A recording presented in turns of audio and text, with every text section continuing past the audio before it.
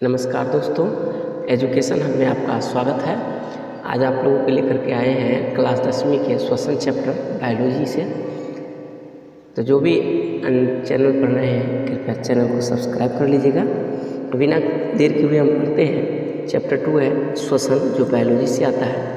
पिछले अध्याय में हम जान चुके हैं कि जीवन संबंधी क्रियाओं को सुचारू रूप से संचालन के लिए शरीर को आवश्यक ऊर्जा की पूर्ति पोषण के द्वारा होती है। वातावरण से ग्रहण किए गए भोज्य पदार्थों का उनके मूल जटिल रूपों में ऊर्जा के उत्पादन के लिए उपयोग संभव नहीं है। जटिल खाद्य पदार्थों को पाचन के द्वारा उनके सरल रूपों में परिवर्तित किया जाता है ताकि वे ऊतकों द्वारा आसानी से अवशोषित हो सके तथा उनका उपयोग ऊर्जा के उत्पादन के लिए हो सके। तो पचे हुए भोज्य पदार्थों से ऊर्जा का उत्पादन भोजन अणुओं के ऑक्सीकरण द्वारा होता है। यह ऑक्सीकरण दो अवस्थाओं में संभव है।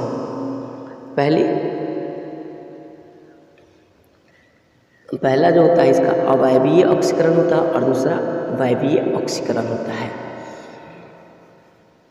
अवायवीय ऑक्सीकरण ऑक्सीजन की अनुपस्थिति में होता है तथा इसमें कम ऊर्जा मुक्त होती है, जबकि वायवीय ऑक्सीकरण ऑक्सीजन की उपस्थिति में होता है तथा इसमें अधिक ऊर्जा उत्पन्न होती है।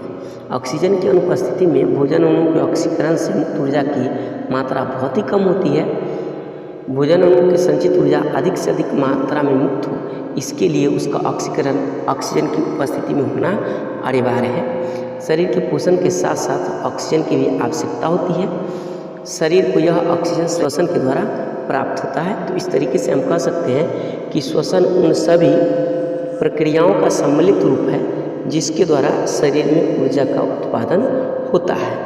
अब ऊर्जा का उत्पादन जो होता है ग्लूकोज, वसा या कभी कभी एमिनो अम्ल के क्रमिक ऑक्सीकर विखंडन या विखंडन से होता है। इसके द्वारा उत्पन्न ऊर्जा एटीपी कहलाता है। एटीपी को फुल फॉर्म एडिनोसाइन ट्राइफॉस्फेट होता है।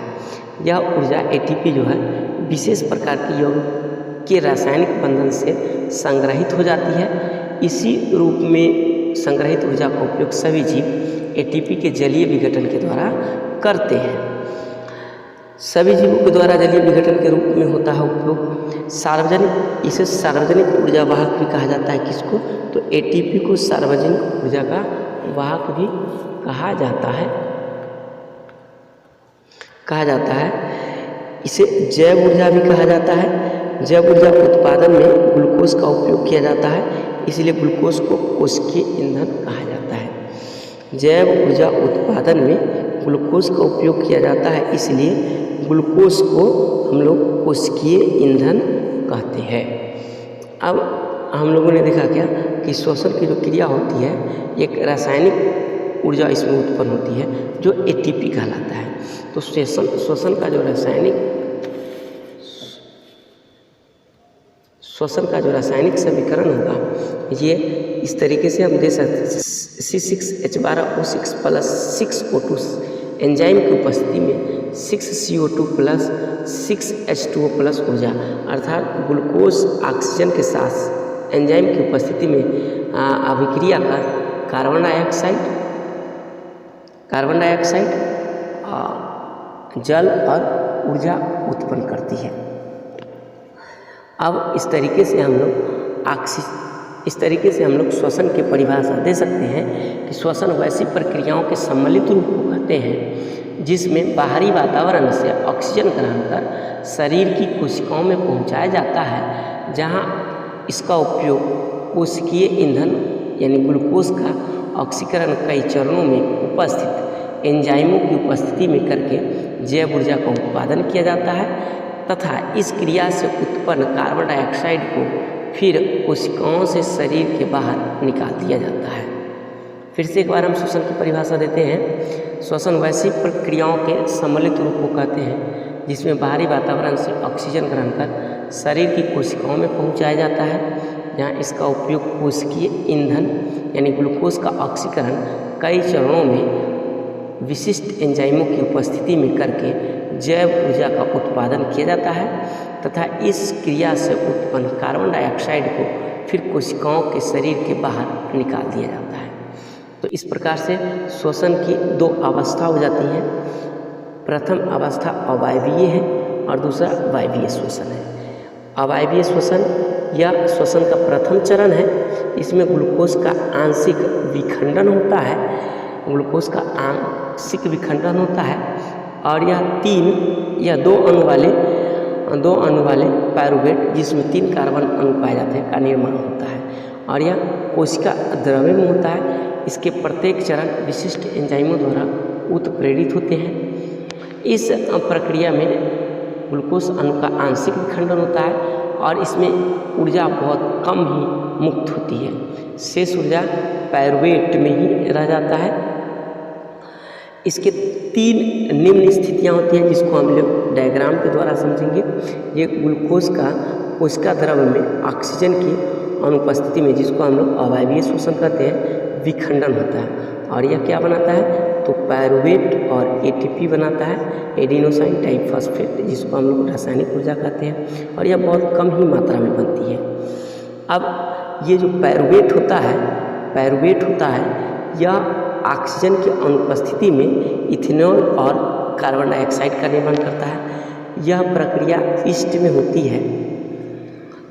जब पायरुवेट ऑक्सीजन के अभाव में इथेनॉल और कार्बन डाइऑक्साइड बनाता है तो यह प्रक्रिया किण्वन कहलाती है और यह प्रक्रिया जो होती है ईस्ट में किण्वन की प्रक्रिया पाई जाती है। तो यहाँ पर एक बहुत ही बेहतरीन ऑब्जेक्टिव प्रश्न बनता है कि किण्वन की प्रक्रिया किस में होती है, तो यीस्ट में होती है।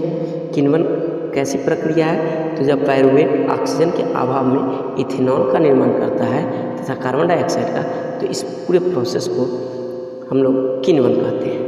अब दूसरा प्रोसेस है कि पायरुवेट जो होता है ऑक्सीजन के अभाव में यानी कम में जो है लैक्टिक अम्ल का निर्माण करता है और यह क्रिया पेशी कोशिकाओं में होता है। इसी के कारण जब हम लोग अत्यधिक काम करते हैं या तेज दौड़ते हैं तो जोड़ों में तथा मांसपेशियों में दर्द लैक्टिक अम्ल के जमाव के कारण ही हो जाता है। अब ऑक्सीजन जो है ये ग्लूकोज का जो कोशिका द्रव्य में पायरुवेट बनता है, यह पायरुवेट ऑक्सीजन की उपस्थिति में कार्बन डाइऑक्साइड,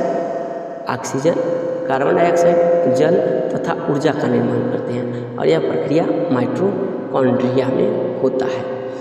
अब बात करें वायवीय श्वसन की, तो वायवीय श्वसन जो होता है ऑक्सीजन की उपस्थिति में होता है। इसका प्रथम चरण कोशिका द्रव्य में, जबकि द्वितीय चरण माइटोकॉन्ड्रिया में होता है और इसमें ऊर्जा की एक विशाल राशि यानी अधिक ऊर्जा उत्पन्न होती है और इसके द्वारा उत्पन्न ऊर्जा जो होती है यह एटीपी के रूप में, रासायनिक ऊर्जा के रूप में सिंचित हो जाता है। तो इस तरीके से हम वायवीय श्वसन और अवायवीय श्वसन में मुख्य अंतर देखें कि अवायवीय श्वसन जो होता है यह ऑक्सीजन की अनुपस्थिति में होता है, जबकि वायवीय श्वसन ऑक्सीजन की उपस्थिति में होता है। वायवीय श्वसन का प्रथम चरण कोशिका द्रव्य में तथा द्वितीय चरण माइटोकॉन्ड्रिया में होता है, जबकि अवायवीय श्वसन का संपूर्ण प्रक्रिया कोशिका द्रव्य में ही होता है। वायवीय श्वसन में अधिक ऊर्जा मुक्त होती है, अर्थात अधिक ऊर्जा प्राप्त होती है, जबकि अवायवीय श्वसन में कम ऊर्जा प्राप्त होती है। अब नेक्स्ट वीडियो में हम देखेंगे कि जंतुओं में, पौधों में किस तरीके से श्वसन होता है।